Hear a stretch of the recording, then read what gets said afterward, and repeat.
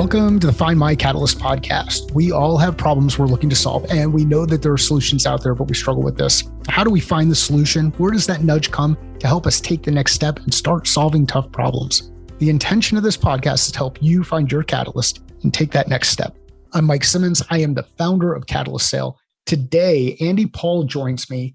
Andy is the author of Sell Without Selling Out. This conversation is absolutely amazing. I'm so happy about the discussion that I had with Andy, not only about some of the key things that are brought up in his book, but just his thinking process when it comes to selling the way he was meant to be and providing some perspective on how you can sell the way that you are, the way that you're meant to be. Anyhow, I hope you enjoyed the conversation as much as I did. This episode is brought to you by the Catalyst Sale Game Plan. If you head to catalystsale.com/game, you can see my approach to goal setting and execution. And this is what I use to help create alignment inside organizations, help stay focused on the things that I need to get done, and ultimately move on the path to execution. Hope you enjoy the conversation. Let's get to the discussion. Andy Paul, it is really good to both see you and hear you, as I had a chance to listen to your book really, really fast. And I listen at 2.0 speed. So I sound like Alvin and the Chipmunks. You don't say, because Audible actually does a really good job with this stuff where you will sound like you just sound like you a lot faster. So it doesn't do the record player thing that would happen way back when, where you could sing. What was the Alvin and the Chipmunks Christmas song? Right. So, Christmas time. Perfect. Yeah. Time for joy and time for cheer. You see, look, that is not what people came here to listen to. No. And now Jen, who does the podcast notes, is rolling her eyes and saying, "Oh, why do you do this?" But the book is absolutely amazing. It is the first book of yours that I've read. And I'm going to ask a dumb question. It's not the only book of yours. Is it the only book of yours? Third book. So what are the other two books? First book was called Zero Time Selling. And the next book was called Amp Up Your Sales. Awesome. I love the fact that you continue to go through assessments, or at least you share that you've gone through assessments recently and found out that you don't belong in sales. Yeah, completely unsuited for the profession. Yes. That is perfect. Why are you unsuited for the profession? I'm not sure. Well, I think because I'm not very salesy is one, right? Which is one of the contrasts I point out in the book. But yeah, I have a story in the book where I took an assessment and the CEO of the company was so concerned about my mental health, he called me. Are you okay? Yeah, I'm fine. Did you try to game this? No, I didn't try to game it. So it's just, I don't know, from an attitude perspective and just, worldview perhaps is just, I don't think any of us are necessarily prototypical salespeople, right? I mean, we all have our own way of looking at the world. And I think that's one of the things that's problematic about sales is that there's this effort to try and make everybody be the same, right? And the strength of the individuals shouldn't be ignored because we all have our unique set of skills and attributes. And instead, we should be encouraged to develop those rather than sort of suppress those, which unfortunately is what happens a lot of times. Yeah. And why do sales leaders or just leaders in general feel like they have to suppress individuality? Yeah. Why? Yeah. Fear. Right. And I think especially is true these days in sort of the venture funded world and tech and SaaS is that, the average tenure of a chief revenue officer is roughly a year. Right. And the average. So if they come in, you take this job and you've got a bunch of stock tied up to it. You want to stick around, invest your stock, and is your incentive to say, look, we're going to have a bad quarter because I'm going to rejigger sales, right? We're going to transform this. We're going to do this the right way. The incentive to do that just doesn't exist. In fact, the incentive is just keep doing more of the crap we're doing now, but just try to do a little bit better. And that just, we're on this merry-go-round with the way things are done. And so in that environment, they don't want to make changes. They don't want people to be coloring outside the lines. They want everything to be very tightly controlled. And it never ends well. I made it a year. Actually, I didn't even make it a year because I gave notice a bit before then, but I made it a year as a CRO inside early stage company, venture back. Great organization, great people, solving a really good problem in the marketplace, just not the right fit because building for the long term, not building for the next financial affecting around financing. Yes. Yeah. And what's growth at all costs, right? Yeah. Well, and what leads to is just bad selling in most of the software world, because again, the emphasis is, let's get enough deal flow going through the funnel. So we get really pretty adept at lead gen, demand gen, inbound, as well as our proactive outbound or setting up meetings.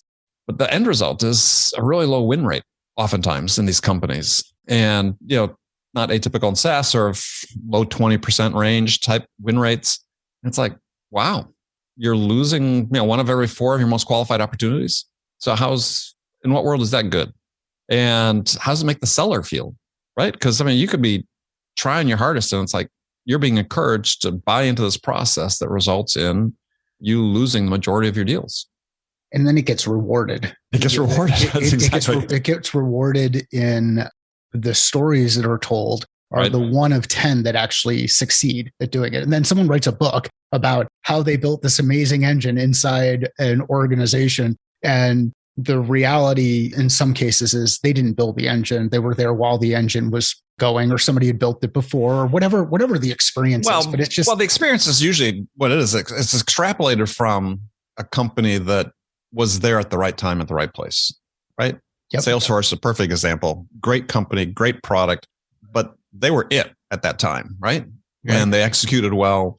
But what's been told is, they succeeded because of the particular sales model we used. And it's like, no, I'm sure there are other sales models they could have used and reached the same result. This is just the one that you were using. Yes. But now the story is, if you're a startup in software, this is the model. And there aren't enough people challenging and saying, well, we're seeing more people challenge it, saying, bullshit. That's just one way to do it. Yeah. Well, but if you're nervous and you've taken money and the investors say, well, we know this playbook, do this playbook, who stands up to them? Yeah, the quote that'll usually come up is that whole "nobody got fired for hiring IBM," or you'll get into. I competed against that for years. Yeah. So tell me, how did you compete against that? Oftentimes we didn't. I started in the computer business, started my career, and I was a company called Burroughs. We were the number 2 computer company at that time. That was meaningless. IBM had close to 80% of the market, right? So they used to call the computer industry back then IBM and the 7 dwarves. So all the other companies had 3% market share. IBM had 80, right? So it was IBM and the 7 dwarves. The way I competed with them personally is we had a feature in our product, our computer system, that we were selling to small and mid-sized businesses that had this printer built right into this is a huge piece of equipment, right? Sure. But as into the control console, there was this printer. And this is an age where a lot of companies were just computerizing for the first time, all their accounting functions. And so the people that were typically operating the systems were converted bookkeepers. What did bookkeepers want? They wanted an audit trail right in front of them to make sure they input all the numbers right. IBM didn't have that printer on their computer. Sold the hell out of that printer, right? Awesome. How could you possibly exist as a business? How can you run your business if you don't have that audit trail right in front of you? Otherwise, your bookkeepers and your accountants are going to be having a adding machine on the side where they're checking their math there. That's how we competed. Won a lot. But I also knew that we weren't competing for most of the business. We just weren't present most of the deals they got, because 80% of the world was just picking up the phone, calling IBM and said, bring a computer over. There's some really cool things to unpack there, especially in whether you were talking about the startup space, we're talking about really any space. It's the importance of understanding a specific need, problem that exists inside an organization, and also understanding what your competitor can do. And the feedback that you get on this is so much more powerful when you get it from customers rather than going through your internal echo chamber inside your organization and saying, okay, well, here's the new stuff from product marketing, and here's what we're seeing, the signals that we're seeing in the market. Why do we struggle? Why do leaders inside organizations, whether they're sales leaders or revenue leaders or leaders of the organization, struggle with asking their customers better questions to reveal what the reality is?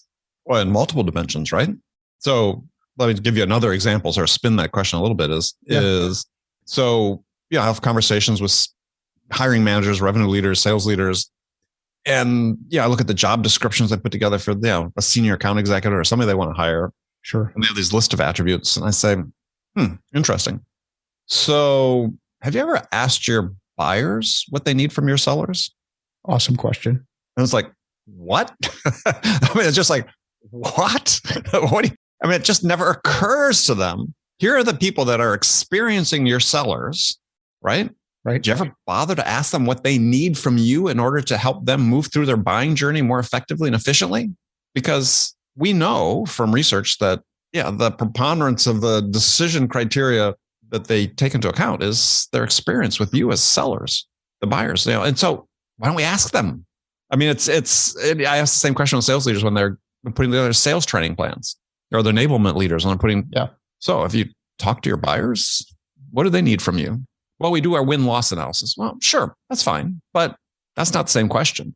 And it's like, why don't we start there, right? Because we know we're sort of out of alignment with our buyers anyway, the way most sales processes approach the buyer. But why don't we just start saying, look, we're going to hire some people. What do we really need this person to do?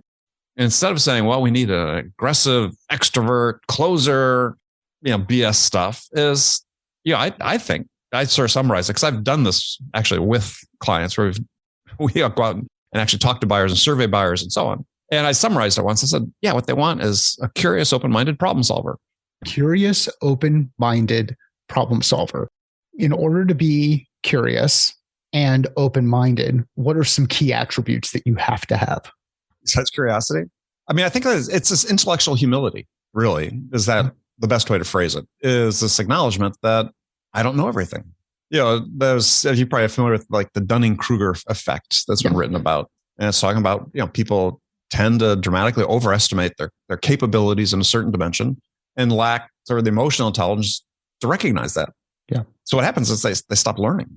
Well, to me, that's intellectual, the opposite of that is intellectual humility, is you go into a situation saying, I don't know what I don't know, but I want to find out. Then we go out there as sales leaders and we give people a list of questions to ask, qualification questions to ask that just go from one to the next to the next. So we're reinforcing a behavior by putting pieces of information into a CRM and saying, this is what you need to capture. And we're not educating our sales teams or our people inside the organization to ask better questions, ask more questions, listen and ask questions. Right. Well, this is what I refer to in the book. I said, really, the key issue starts at the very beginning. It's like, what do we teach sellers their job is? So to your point, what happens in most cases, sellers are taught their job is to go out and persuade somebody to buy their product, which I think is completely wrong. To me, just to the point you just made, our job as sellers is to go out and listen to the buyer, understand what's the most important things to them in terms of the challenges they face and the outcomes they want to achieve, and then work with them to help them get that. Completely different way of looking at it, right? One is, I'm going to impose my will on you to get you to buy my product. Yep. The other one is, I'm going to find out what's really most important to you, and then I'm going to help you get that. And there's this assumption in the minds of so many sales leaders. So I get this question on podcasts oftentimes. Well, but how do you reconcile sell without selling out with the fact that we got to hit our numbers? That's like, I've sold hundreds of millions of dollars of stuff myself for high growth startups and publicly traded companies. We had numbers. This is a faster way of selling. This is going to shorten decision cycles when you focus on the buyer, because pretty clear through our own experience and then also through research that buyers instinctively resist these salesy behaviors, as opposed to we're trying to help you get something, achieve something that's important to you.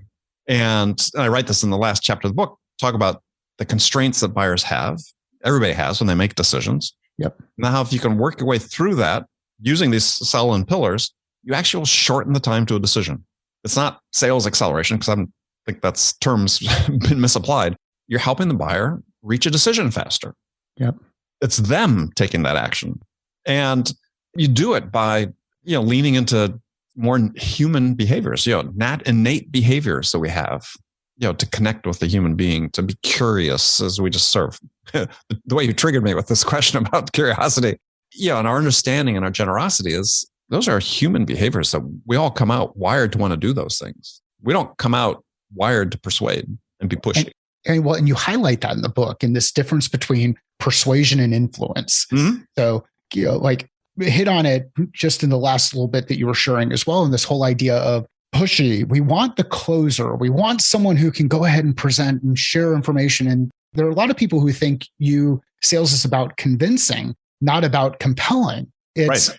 And there's slight nuance in these words. And unfortunately, just like in the movie The Princess Bride, people will say words and not necessarily understand the my meaning. Favorite movie of all time. Inconceivable.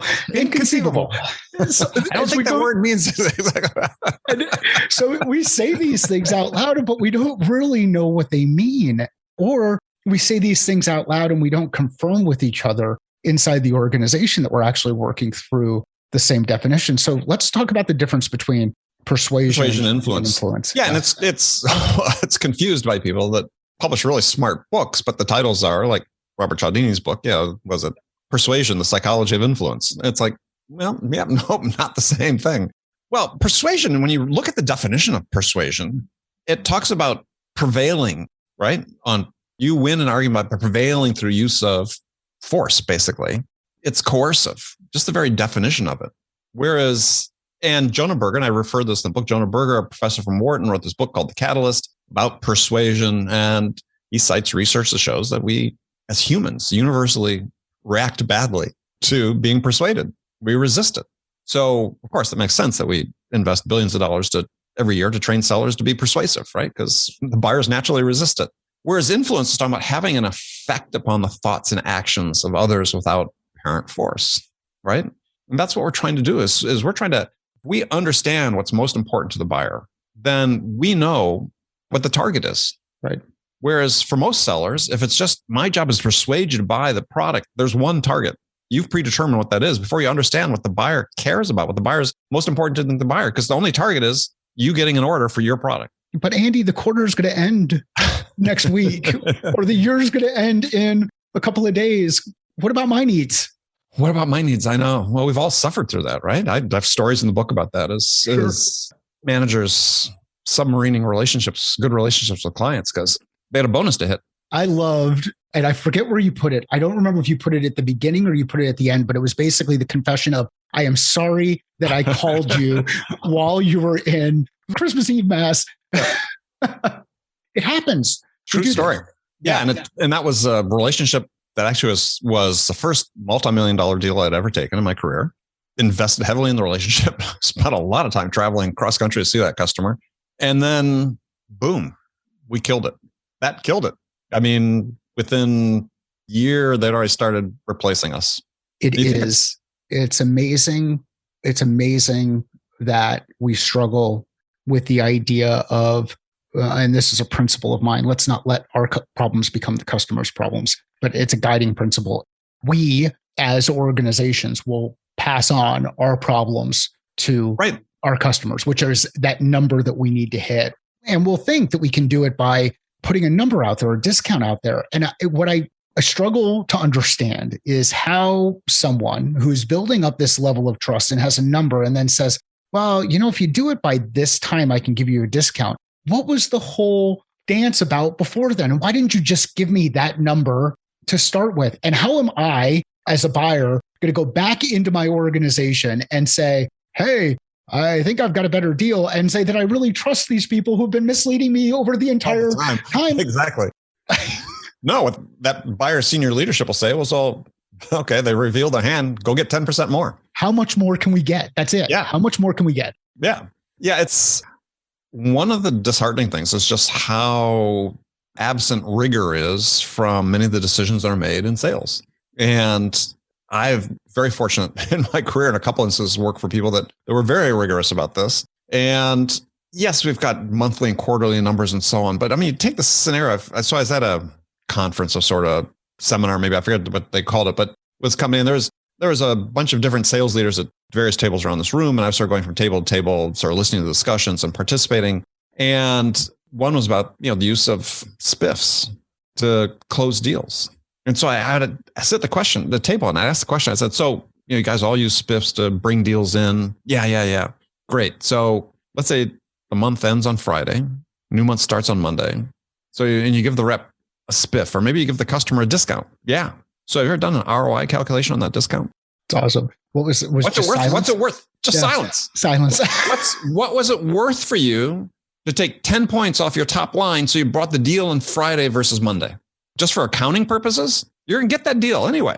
And it's just like, come on, people, take the bigger picture in mind. And it's just, this stuff happens, we know, every month, every quarter, just giving away margin just so we can drop it one day early. Andy, I can see why you shouldn't be in sales. Well, you don't have to do that, right? I mean, sure. There are times when you're going to negotiate the big deal. Sure. It can be an exception, but don't make it the rule, because then we just perpetuate this image of sellers as transactional. And most sellers hate that. Yeah. Right? They want to do a good job. They are, I believe in general, most people desire to do a good job. And I wrote not that long ago, I said, are there really good salespeople and bad salespeople, or are there just people in the right situation or the wrong situation? And I think this is what it gets to. If you're in that situation, somebody just asked me about this in an earlier conversation today, was what do you do when you're pressured to do these types of things? And my advice is you got two choices. You can push back and say, I'm not going to do it. I'm going to make my number for the year. Okay. But I'm not going to do this crap. Or go find a better situation for you, one that's more aligned with who you are. Because there are managers out there that do it the right way. And I really like the distinction that you make, but both in the book, and also if you listen to the audiobook, you can get the PDF download, which breaks out selling in versus selling out versus selling in. Mm-hmm. And you start to highlight the importance of different language when you shift your perspective between selling out, doing things that feel just nasty and uncomfortable, mm-hmm. and all of those other things, but you can be conditioned to break through it because just following orders, so to speak. Right. So let's talk a bit about, your view. What is your view on selling in? What does it mean to sell in? It starts with selling in a way that's aligned with who you are as a human. I always remember when I was a kid, my dad, I forgot what context it was, probably when I was starting to be a teenager and perhaps in danger of getting into trouble or something. As he said, at the end of your life, the only thing that people remember about you is your character. And that just always stuck with me. I was a kid. It's like, you need to be in alignment with your character, the way you act. Otherwise, this incongruence is going to, drive you crazy, right? Make you depressed or whatever. So it starts with that, is acting in a way with alignment with who you are. And as I describe in the book, is I don't know, maybe I'm an extreme case, but as I got to a certain point relatively early in my career, I just said, no, right? I'm not going to do this, and hold me accountable for the numbers. Right. But I'm going to blaze my own path. And it doesn't mean I was didn't take advice or didn't have a support team, as I talk about in the book, but I wanted to experiment because I thought there was a better way to do it, that I could make sales work for me as opposed to the other way around, by emphasizing things that I thought I was good at, and that would sort of push me outside my comfort zone, but still aligned with who I was as an individual. And this is the part I think that just gets missed these days in sales management, because we want to emphasize the numbers and the metrics and so on. Fine. But we've always had numbers. We've always had metrics. I've always known what our ratios were. And this is nothing new. But what's missing is this, but no one ever pressured me to comply with a specific process or methodology, right? I mean, mine was more pushing back about the way the bosses wanted me to do it, but I wasn't unique. Everybody sort of could have that freedom if they wanted to take it. But for many people, it's just safer hey, let me just follow what the boss wants, right? Because if I do that and I fail, I should be safer. And I always thought, well, I can do what the boss wants. And if I fail, I get fired. Right. Because I followed his advice and it sucked and I got fired. So I determined early on that no one cares about me as much as I do. No one cares about my career as much as I do. So if I'm going to fail, I want to fail on my terms. And I think this is within the reach of many, many, many sellers, is to make that decision. I mean, Uncrushed did the survey, but tail end of last year, some point last year, just, it's like, 60% of sellers report, some level of anxiety and depression. And yes, this happens in society at large, but I think the fraction was very high for this profession. And it's in part because people just don't feel good about what they're doing. And they want to do a good job, right? They want to do a good job, but they're being told to just become this interchangeable cog in a machine and just execute this, as opposed to being given what they want, is really in a profession that's really based on creativity, right? I mean, selling is a creative thing, is giving people the agency and the autonomy to go out and experiment and define a way of selling that works for them. I mean, I like to say this, if there's 5 million salespeople in the United States, there are 5 million unique selling methodologies. Yep. So as a leader, help people develop that. Because if you do, if you give them this autonomy, you give them this agency, they're going to be more productive. They're going to make better choices. They're going to be more fulfilled. They're going to stick around. What's wrong with any of that? Oh, well, they didn't make as many calls as I want them to. Well, it's like tough. Oh, they don't have the pipeline coverage ratio. Who cares if they're hitting their number? They don't need 5x pipeline coverage. I never did. I operated with 2x most of my career. Because if I had a prospect, I figured, oh, God, I got to really qualify the hell out of them. If they're not qualified, I get rid of them and get someone else that's going to be qualified. So I spent my time with people that are going to close, that's going to win. As opposed to today, where the incentives is, yeah, you're okay if you only win one of every 4 or 5. It's like, no, but that fits the process. Right. So managers have to just stop being so fearful. And it's not just sellers that need to take a risk. Frontline managers need to take a risk, and director level and VP, and just say, look, yeah, what we're doing, yeah, we might get seeing some top line growth. This is not sustainable. This isn't good for anybody. So let's change it. And Sorry, got on my soapbox. No, it's really good stuff. As you were going through that, one of the things that jumped out at me was you hit on this as one of your pillars, the importance of generosity. Mm-hmm. If we're being generous with our customers and prospects and are deeply committed to their success, their ability to solve this problem in whatever way, shape, or form it happens, there are many times where we have to let them go and introduce them to somebody else because somebody else is going to be a better solution. But inside the organization, the pressure comes up with the numbers and everybody starts to squint and they're like, I think I can kind of make this work. And yeah, you know what, it might create a little bit more load on the organization, but not only are you hurting your customer, but you're also hurting your team because now the team has to adjust to whatever it was that Andy or Mike or Susie or Joe thing or whoever we sold, right? Yeah. I mean, sure. I had to be reined in at some point in my career too, right? That's how we learn. But yeah, this idea of generosity is I remember sitting at a conference a few years ago where a well-known analyst was talking about sort of invoking Adam Grant and give and take and givers and takers and just sort of saying, and this also came from the challenger sale because it sort of gets associated with this relational salesperson, the archetype that they dismiss, is that being a giver is bad. I remember sitting there thinking in the conference room, actually the auditorium, thinking, oh, wow, they just don't get it. They just don't get it. Yeah, there is a form of giving that weaker salespeople resort to, which is, I'm just going to throw so much shit against the wall for you, Mr. Buyer. Something's going to resonate and stick, right? And I call that unrestrained giving. I'm just going to be an unrestrained giver. Well, sure. In that case, that's not good. But there's a form of effective giving that I talk about in terms of being generous. I mean, just look at what the description I gave for selling. It's to listen to the buyer. Well, that's generous. Who listens to the buyers, right? Most sellers don't listen to the buyer. They're thinking about what they're going to say. To understand what are the most important things to them, that's a generous act right there. And then help them get that. That's also a generous act. That's us, giving generously to understand. And that has huge value to the buyer. So this idea of generosity is just sort of, not only is it baked into who we are as people, because giving makes us feel good. I don't think unrestrained giving makes us feel good, but giving in a way that helps the buyer achieve what's important to them absolutely makes us feel good. So it is, I sort of summarize the book as, selling is sort of the ultimate act of generosity if you do it well. If you do it well. And that's a key. You've got to do it well. And we know where we feel comfortable, where we feel excited, where we know that we're going to pick up the phone and call somebody because they were able to help me. And they probably have a network. They know other people who might be able to help versus those who you never call them back because you know that the next call is going to be, hey, I just want to check in and see how things are moving along with that process. And, like all of that kind of stuff.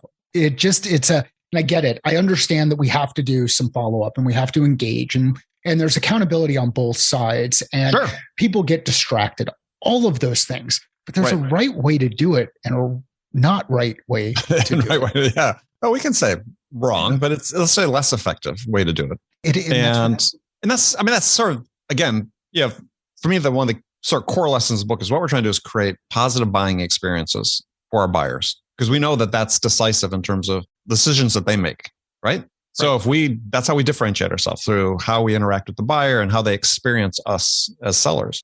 And what I've tried to put in the book is I have my microphone, sorry about that, is that, we all sit on a spectrum between sell out on one side and sell in on the other end. And we're a mix. And so none of us are perfect and none of us are completely bad or completely good. We're in the middle somewhere, and all we're trying to do is move the needle closer to selling in. And if we continue to work hard to do that and keep the needle moving, then we'll experience greater success and more consistent success in our sales career, because we're going to be a seller that understands that if we help the buyer get the things that are most important to them, we'll get the things that are most important to us. It's really powerful. And I truly enjoyed the book. I'm looking over over to the left side because I have a number of notes that I was taking so my process for consuming content these days is I listen to the audiobook. And a lot of times I'll listen to the audiobook while I'm on the golf course, and I'll just be able to add bookmarks and notes. One of my favorite books, and you talk about it in your book, is The Trusted Advisor. Mm-hmm. And Charlie Green. Yeah. So David Maisel and Charlie Green. Yeah. Let's talk about that a bit, because a lot of everything that we're talking about relative to being curious, being generous, influencing, not persuading, takes time. So how do you build trust and get yourself in a position where you can provide advice? As somebody who is, let's say there are a number of people out there who just get on this hamster wheel of, I go from place to place to place as a new account executive every couple of years, or I'm an SDR every couple of years. But how can someone who's early in their career, just starting to hear and think about this stuff, get on the right path to be a trusted advisor? Yeah. Well, I mean, there's several parts to that. One is, I think back to my own career as a new salesperson who, beg forgiveness, people probably have heard me say this a few times, but I was 21, I looked 16, right? And I was going into these offices to talk to the CEOs and founders of these good-sized construction companies to try to, really for many of them, the first time they had done any sort of computerized automation of their bookkeeping. And I always sort of wondered, well, why are they giving me time? Because I know nothing, right? Yeah. And I look like a teenager and I know nothing. But I was curious. I was sincerely interested in learning about them and what was important to them. And I mean, at this time, I didn't have the same words I'd apply to it, right? It was just, I knew that if I just stayed focused and asked good questions, that people would continue to give me their time. And so for me, that seemed to make a lot of sense just to do that. And I developed, like say, the first 2 years of my sales career, this incredible MBA, because I was talking to all these smart, successful people. They're sharing what was important to them about their business and what they're looking for the future and the types of criteria they use for making decisions. And it's just from asking questions. And so perhaps that's why the book is one of my favorite parts of the book. The pillar on curiosity is, I lay out 6 types of questions that you can use, that I believe questions are the most important thing the most important source of value maybe that you can provide to a buyer, right? And the quality of the questions you ask is one of the ways they judge you. Sure. And build trust, right? Because they think, Mike knows what he's talking about. That was really a good question. And it just became evident to me, I said relatively early as I was growing through my career, it's like, oh, wow, that really makes a difference. People are willing to continue to invest time in me as long as I continue to ask good questions. And then, I start not standardizing, but formulating what those question types were later on. But it's that's the way you start with trust, is being interested in the other person. And that really is also part of the connection pillar, is how do I make myself interesting to someone? Mm-hmm. Again, science is pretty clear. I make myself interesting by being interested in them. And that's the bottom line. It's very simple. If I'm interested in you, you're more likely to be interested in me. And so you start there. That's just sort of basic human skill. I always sort of thank my parents and say, remember, they used to drag us out to parties that they were putting on and, make us go around and shake hands with all our friends and blah, blah, blah.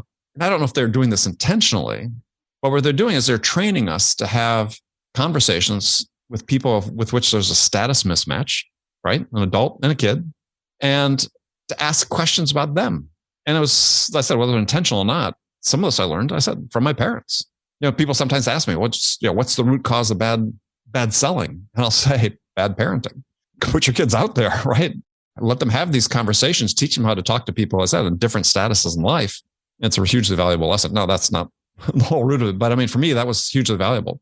It's really, really powerful when you put it in that context. We all have these opportunities to learn as we go through, and we're also influenced by either the opportunity, lack of opportunity, or experience. So if you're a leader inside an organization and you start to see people who are uncomfortable with digging deeper into those questions and you want to build this capability inside your organization, create some space for them to do it and realize, there's a poorly timed question. There's questions out of context. There's questions with the wrong people around. And the best way to learn about that is to actually make a mistake. You do it and then you make a mistake. You're like, oh, I don't ever want to do that again. That didn't turn out the way that I want to, but you've got to listen so that you get those feedback loops or you're missing. Right. Well, as Nelson Mandela said, I never lose.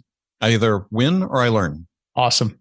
So Andy, one of the notes I highlighted in the book, and it just popped out for me, is this whole idea of creating your own way. What are some things that people who are listening to this are starting to think, well, how do I create my own way? Where do you start? Well, part of it is just being pragmatic about who you are, right? And what are the parts of the job you enjoy? Maybe some of the weaknesses you might have that you need to accentuate and grow and develop, and just experiment, right? Is, my favorite quotes is from Ralph Waldo Emerson, that all life is an experiment. The more experiments you make, the better. And that's what you want to do in sales. And so if it means finding a new situation that enables you to do these experiments in order to grow, then go find that situation, because you need to take, as I said earlier, I think in our conversation, no one cares as much as you do about your career and your success. So you need to make sure you're in a situation where you can take control of that and have the autonomy to make these choices and to make experiments and fail in some instances, but learn from your failures and continue to grow. And if management doesn't support it, then go find someplace that will. Awesome conversation. Thank you very much for joining me today. This has been great. If people want to find out more about you, we'll include links to the book in the show notes, but where can people find out more about what you're working on? Well, they come to my website, andypaul.com, or follow me on LinkedIn. And connect with me on LinkedIn if you would. I post oftentimes multiple times per day. And we got a lot of content out there, just trying to help people get better. And don't start with, hey, pal, I heard you on the podcast. So that post. That was awesome. Well, I posted about that today on LinkedIn. I saw it. Yeah. Yeah. It's a particular pet peeve of mine. And I address it in the book as well. And don't do that. I mean, be intentional about creating a good first impression and read the room, know the audience. If you think it's okay to call a 60-year-old CEO of a company pal, more power to you. If you know of somebody who would find value from this conversation, please share it. Let Andy and I know, both via LinkedIn and Twitter. Sales is a thinking process. Yes. Business is a thinking process. Life is a thinking process. How are you thinking differently about your process? Exactly.